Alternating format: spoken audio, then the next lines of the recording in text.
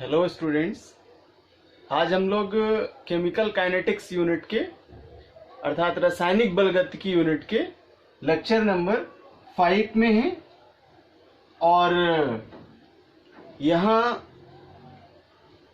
Dependence of rate on concentration अर्थात अभिक्रिया वेग की सांद्रता पर निर्भरता का स्टडी करेंगे। और उससे पहले हम लोगों ने फैक्टर्स कंप्लीट किए हैं और उन्हीं अफेक्टिंग फैक्टर्स में द कंसंट्रेशन ऑफ रिएक्टेंट को पढ़ा है। तो उस संदर्भ में हम इस केस की यहाँ एक्सप्लेनेशन देंगे और एक डेरिवेशनल फार्मूला फाइंड आउट करेंगे और देख पाएंगे कि अभिक्रिया वेग का सांद्रता पर क्या डिपेंडेंस है, अर्थात dependence of rate on concentration. जैसा कि हम लोगों ने फैक्टर्स में पढ़ा था कि किसी रिएक्शन में यदि रिएक्टेंट का कंसंट्रेशन बढ़ा दिया जाए, कंसंट्रेशन में इंक्रीज किया जाए, तो रिएक्शन का रेट भी इंक्रीज करता है, अर्थात अभिक्रिया का वेग बढ़ जाता है। तो अभिकारकों की कंसंट्रेशन और रेट ऑफ रिएक्शन यानी अभिक्रिया के वेग के मध्य एक रिलेशन क्रिएट होता है और इस रिलेशन को सबसे पहले गुलबर्ग एंड वागो साइंटिस्ट ने स्टडी किया था और इस आधार पर इन्होंने एक लॉ डिफाइन किया जिसे मॉस एक्शन लॉ कहते हैं, द्रव्य अनुपाती क्रिया का नियम कहते हैं। और इस नियम के अनुसार एट कांस्टेंट टेम्परेचर, स्थिर ताप पर किसी अभिक्रिया का वेग अभिकारकों के सक्रिय द्रव्यमानों के गुणनफल के समानुपाती होता है। अर्थात at constant temperature the rate of a chemical reaction is directly proportional to their active mass of reactant. इस लॉ को एक केमिकल रिएक्शन के माध्यम से एक्सप्लेन करते हैं। Suppose that a normal reaction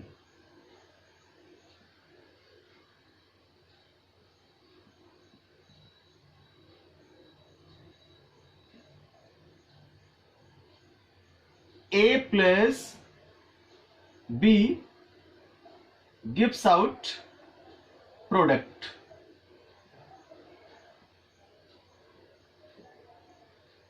suppose that A B product. चूंकि यहां हम लोगों का जो रिलेशन है वो रिएक्टेंट से है, इसलिए हमने प्रोडक्ट को रिप्रेजेंट नहीं किया।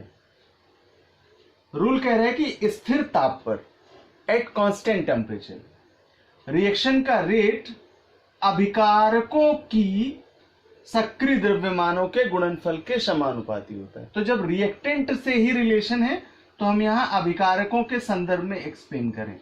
ए एंड बी आर रिएक्टेंट और ये इनके मोल्स हैं, small A and small B.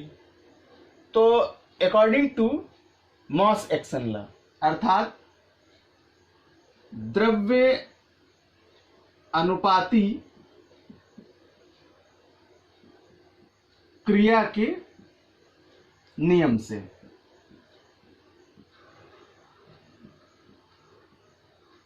इस डेरिवेशनल व्यू को अगर हम मैथमेटिकली एक्सप्लेन करें अकॉर्डिंग टू नॉर्मल रिएक्शन तो रिप्रेजेंट करेंगे रेट ऑफ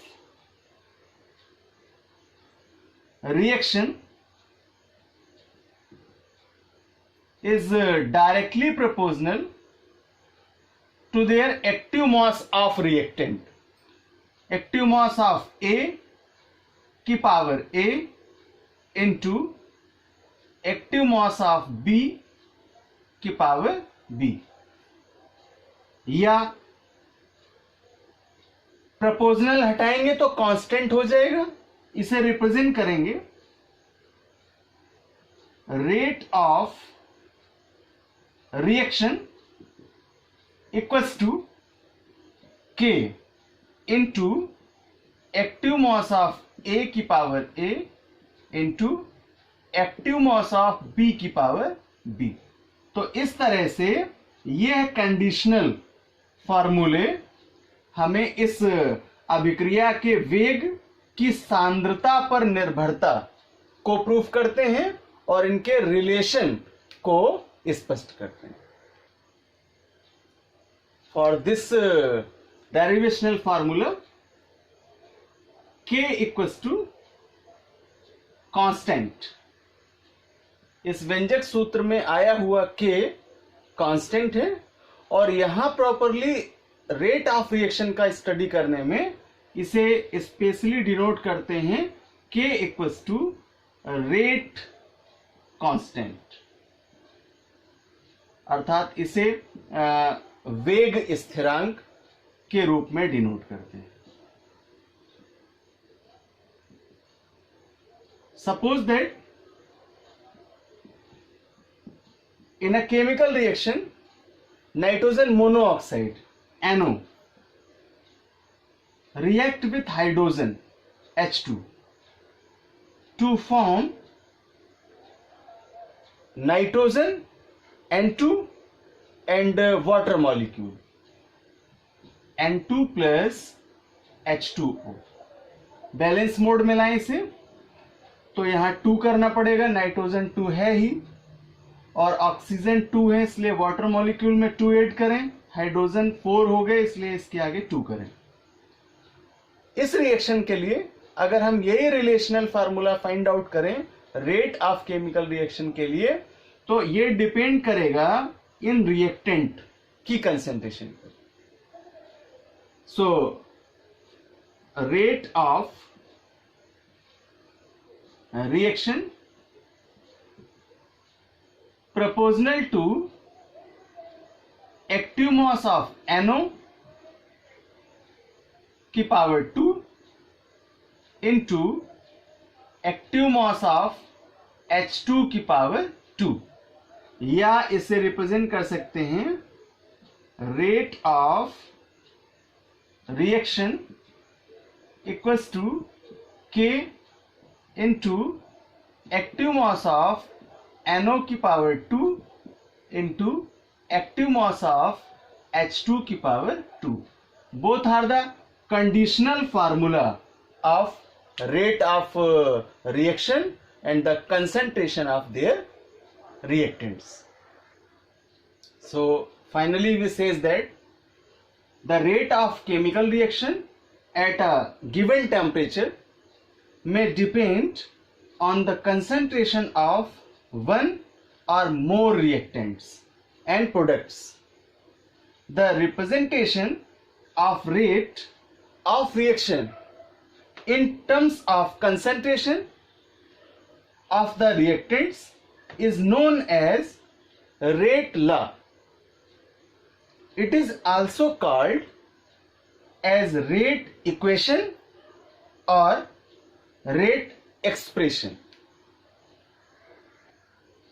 तो इस टर्म को कंप्लीट करते हुए एक सेंटेंस मिला रेट लॉ, वेग नियम।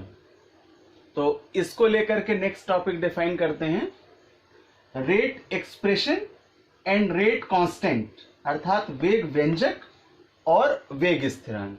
तो यहां इन टर्म को कंफर्म करने पर हमें रेट लॉ को स्टडी करना इजी हो जाएगा और पहले इसकी टर्म कंडीशन समझते हैं और फिर वेग नियम को परिभाषित करेंगे। स्टूडेंट्स, उपरोक्त तथ्यों से हमें जानकारी मिलती है कि कोई अगर तो बैलेंस इक्वेशन के आधार पर जब हम रेट कांस्टेंट फाइंड आउट करते हैं, अर्थात वेग व्यंजक फाइंड आउट करते हैं, तो वह वेग व्यंजक या रेट एक्सप्रेशन उस अभिक्रिया के लिए एक्चुअल रेट को निर्धारित नहीं करता है, अर्थात उसे व्यक्त नहीं करता है। तो ऐसी अवस्था में उस एक्चुअल रेट ऑफ रिएक्शन के व्यंजक को फाइंड आउट करने के लिए हम केवल प्रैक्टिकलिक वैल्यूज पर डिपेंड होते हैं, अर्थात प्रायोगिक मानों पर ही निर्भर होते हैं, वहां काल्पनिक वैल्यू नहीं रखी जा सकती। तो इस दशा के आधार पर हम रेट लॉ को डिफाइन करेंगे और इसे वेग नियम भी कहते हैं। तो इसे एक डेफिनेशन में एक्सप्लेन करेंगे। तो डिफाइन करेंगे रेट लॉ को, इसे वेग नियम कहते हैं। इस नियम के अनुसार वह गणितीय व्यंजक जो अभिकारकों की मोलर कंसंट्रेशन पर अर्थात मोलर सांद्रता पर अभिक्रिया के वेग की प्रायोगिक निर्भरता को व्यक्त करता है, वेग नियम कहलाता है। For a given chemical reaction N2O5 reduced into NO2 plus O2 अर्थात N2O5 का विघटन नाइट्रोजन डाइऑक्साइड एंड ऑक्सीजन में होता है। तो इसके लिए रेट ऑफ केमिकल रिएक्शन व्यक्त करें। तो rate of reaction proportional to according to mass action law proportional to their reactant। तो एक्टिव मास ऑफ N2O5 की पावर 2, या इसे रिप्रेजेंट कर सकते हैं rate of reaction equals to K into active mass of N2O5 की power 2। तो इस प्रकार से यह संबंध हमें रेट लॉ को एक्सप्लेन करने में हेल्पफुल है।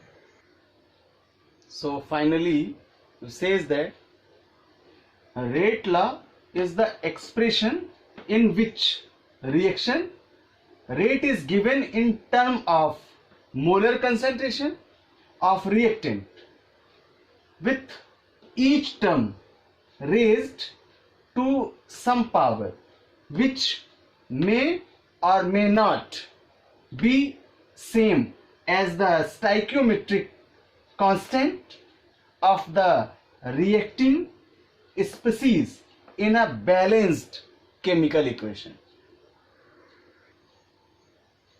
For example, H2 plus I2 gives twice HI. For the case of reactant,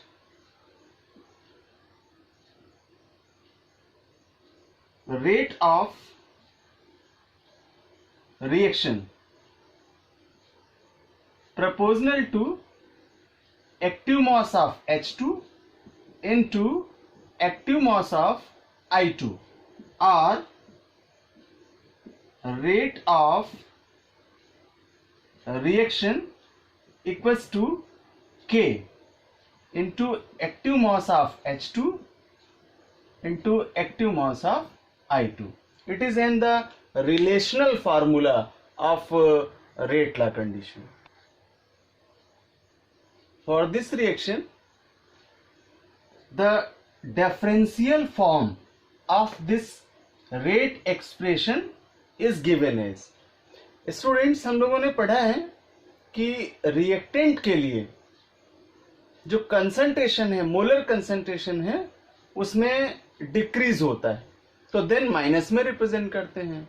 तो अगर रिएक्शन के लिए रिएक्टेंट का कंसंट्रेशन डिक्रीज करे तो उस अवस्था में सूक्ष्म सांद्रता परिवर्तन को रिप्रेजेंट करेंगे minus d active mass of R, R for reactant, upon सूक्ष्म समय अंतराल के लिए, टाइम के लिए लिखते हैं dt equals to their rate of chemical reaction K into active mass of इसी रिएक्शन के लिए H2 into active mass of I2। तो इस तरह से यह हमें व्यंजक फार्मूला गणितीय रूप में यानी मैथमेटिकली फार्मूले के रूप में प्राप्त होता है।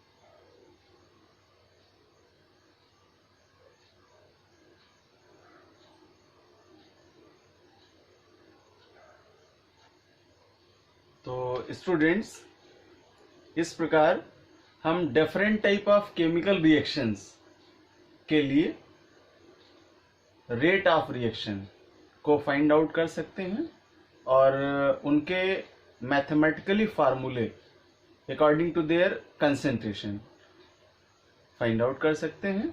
तो एग्जामिनेशन में क्वेश्चन पेपर में आपको केमिकल रिएक्शन गिवन होंगे, जैसा कि हम लोगों ने यहाँ एग्जाम्पल में एक्सप्लेन किया, with the help of chemical reaction.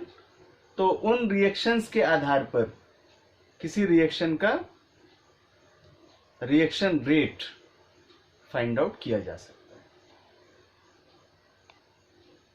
तो नेक्स्ट क्लास में हम लोग रेट कांस्टेंट के लिए किसी रासायनिक अभिक्रिया में पार्टिसिपेट करने वाले रिएक्टेंट के आधार पर उनके स्पेशल प्रॉपर्टीज का, अर्थात उनके जो अभिलाक्षणिक कंडीशंस हैं या क्रिटिकल पॉइंट्स हैं, उनका डिस्कशन करेंगे। वेग स्थिरांक, साम्य स्थिरांक और कुछ इम्पॉर्टेंट टर्म्स को भी स्टडी करेंगे।